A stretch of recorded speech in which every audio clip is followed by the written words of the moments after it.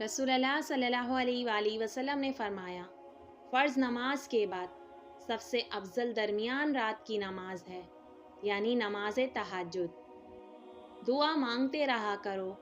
قبولیت کے فیصلے نیت اور تڑپ دیکھ کر کیے جاتے ہیں، حالات اور اسباب دیکھ کر نہیں۔ وہ دکھ جو رات بھر سونے نہیں دیتے،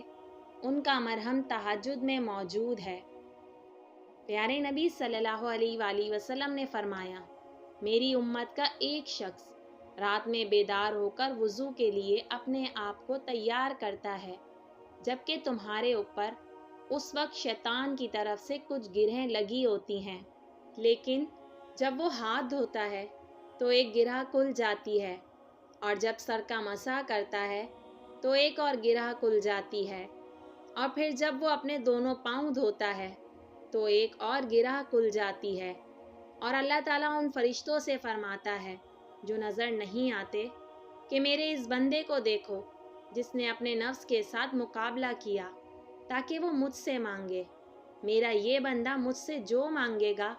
وہ اسے ملے گا، میرا یہ بندہ مجھ سے جو مانگے گا وہ اسے ملے گا۔ پیارے نبی صلی اللہ علیہ وآلہ وسلم نے فرمایا، جو شخص رات میں بیدار ہو اور اپنے اہل خانہ کو جگائے، پھر دونوں 2 رکعت پڑھیں تو کثرت سے یاد کرنے والوں میں لکھے جائیں گے۔